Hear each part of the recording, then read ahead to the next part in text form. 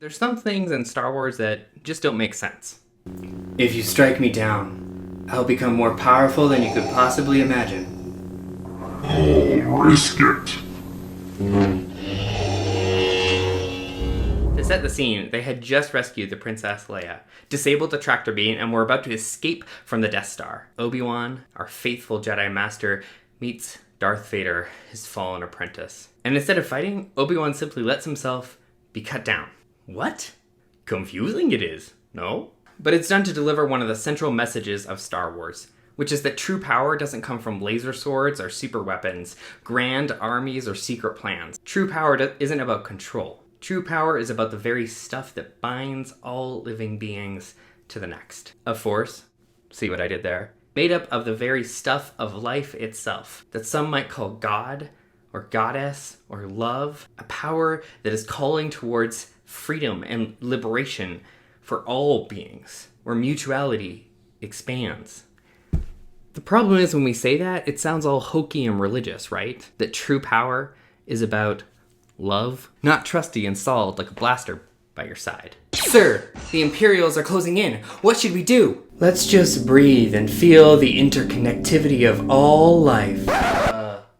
Sir, is that an order? Over and over again in Star Wars canon, we're told to trust the Force, to put your faith in a seemingly invisible power, rather than any other means of control, which is what Luke does. He's in the cockpit of his X-Wing, about to fly through a treacherous trench to blow up the Death Star, and he hears the voice of Obi-Wan, telling him to trust the Force, to push away the control of technology, the targeting computer that might allow him to create the best shot, to trust the movement of the universe. It's kind of a Jesus take the wheel moment if the wheel was a weapon about to kill 1.5 million people to save the entire galaxy from an existential threat.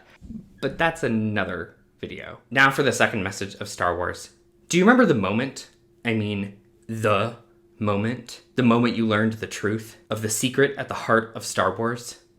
Yes, that moment. Jar Jar Binks' last name. No, just kidding. The biggest plot twist in history that was kept under wraps by George Lucas until the very end. The fact is, spoiler alert, that Darth Vader is Luke's father. No, that's impossible! I mean, how could someone so evil, so bent on the destruction of everything good in the world, be related to our gallant, yet whiny hero Luke Skywalker? It's impossible! Apparently, after consulting with a child psychologist, added Yoda back into the movie after the reveal to confirm Luke's lineage because he thought children wouldn't trust Vader. I mean, fair. But within this lies the second key message in Star Wars. The dark side ain't far away. For as the novelist Alexander Solzhenitsyn says, the line between good and evil doesn't run between us, but within each human heart. And so all of us need to be on guard. Now the third message in the Gospel of Star Wars. In the third movie, Luke allows himself to be captured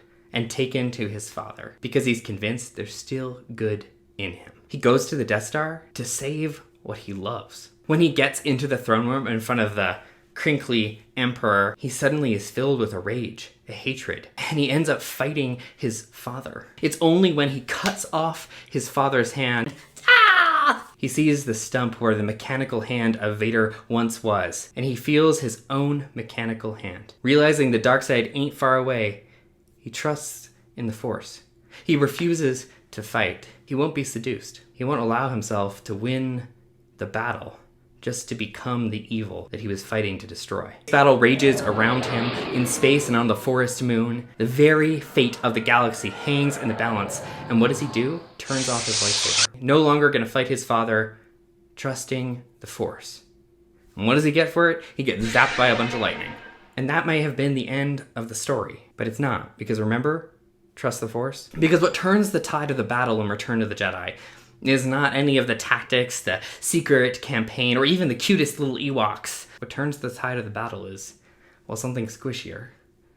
It's love. Because Vader realizes, as he sees his son being fried, that he too needs to save what he loves. He stands up, grabs the Emperor, throws him down an endless tube, I guess.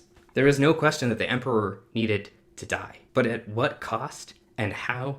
matter. The battle towards liberation is a long one, and evil will always have a new face. It's like a hydra. You cut one head, two heads seem to appear. The gospel of Star Wars asks us to center in our hearts, saving what we love, not only, as Lee says, because it brings our beautiful pieces of diversity into a coalition, a mosaic of power, but also because it helps us resist that seduction to control, to winning at all costs, constantly taking the harder road of asking that question: what does the Force require of us?